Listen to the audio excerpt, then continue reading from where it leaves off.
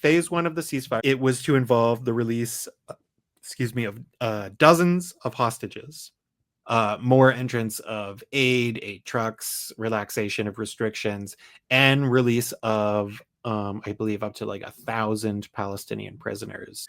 But phase two was supposed to deal with the talks of a final end to the war and the release of all the remaining hostages. It was, however, the issue of the final end to the war that really caused problems for the Israelis. Now, when Israel agreed to the ceasefire in January, there were two individuals. One was Itamar Ben-Gvir, the national security minister.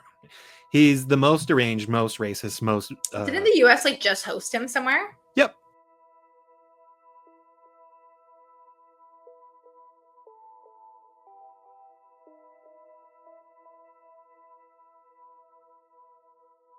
So Itamar Ben-Gvir, in charge of the police and prisons, which is why abuse on both counts has gone up dramatically.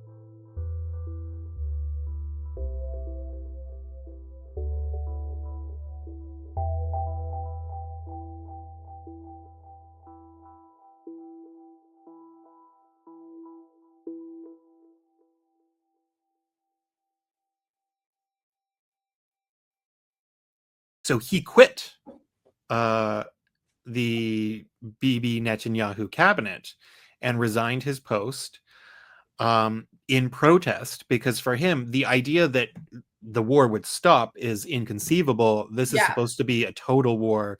This is supposed to be the war. So he quit, but he maintained, like, his closest advisor basically took over his ministry, and he remained in contact with everybody. And he even publicly said, while he was not in government, that he's still on the phone with everybody and everybody's still following his plan, and that he's still in contact with everybody in charge and he'll be back soon. And it was an alliance particularly between the parties of Itamar Ben-Gvir and another extremist settler, Bezalel Smotrich, who is the finance minister and also has a small portfolio in the Defense Department, which allows him to oversee the settlements in the West Bank.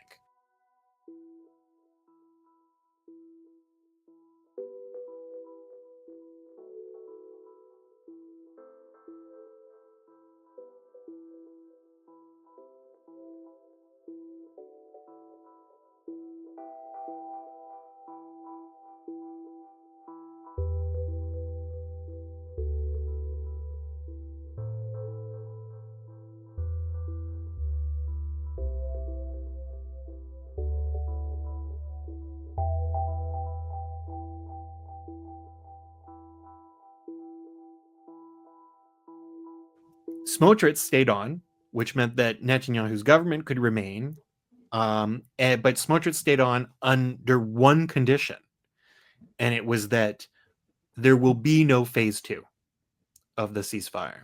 When phase one ends, the fighting restarts. If the war does not restart, Smotrich will quit. That's the threat, and then the government will fall. So those were the conditions of the ceasefire, and it was very clear that Israel had no intention of ever moving to phase two. And so when the phase two discussions were supposed to begin, already like a month into the ceasefire, the Israelis simply refused.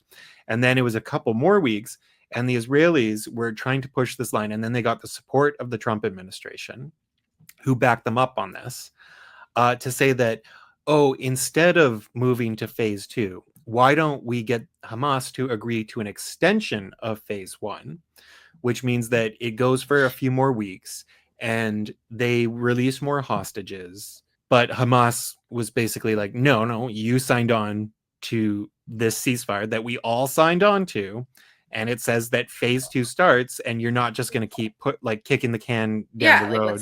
let's stick to our plan. Like Yeah, we made an because agreement. this is you violating the ceasefire.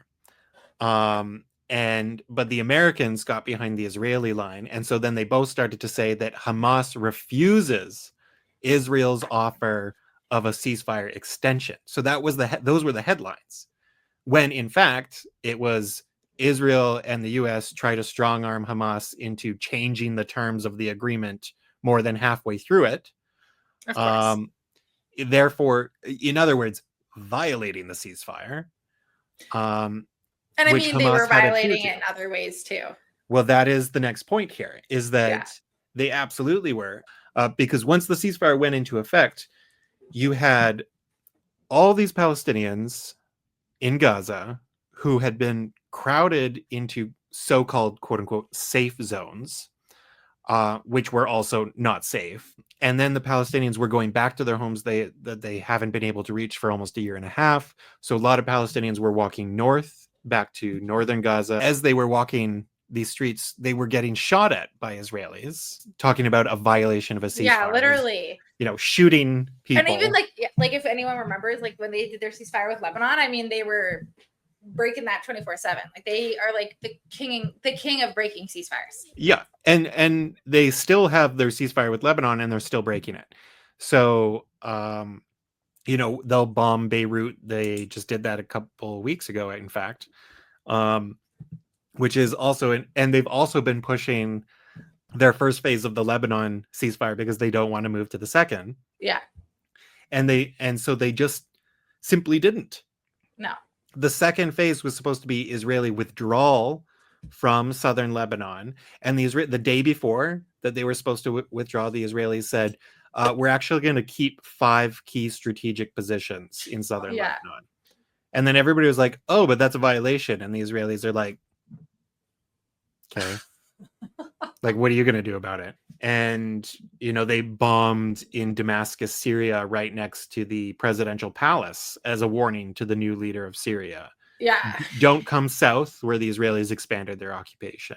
Don't do so what insane. we don't want. Yeah. Between January 19th, when the ceasefire began, and mid-March, when it fell apart, the Israelis killed about 150 Palestinians in the West Bank. That was the stat that I read.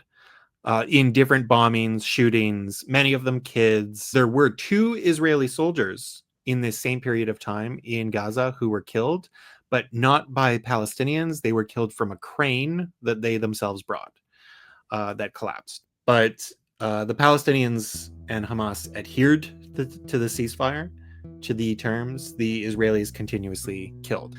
But then the day that the ceasefire ended, March 18th, the Israelis went buck wild crazy, bombed like a maniac, and killed 400 people in 24 hours, including 130 children in that first day of returning to war.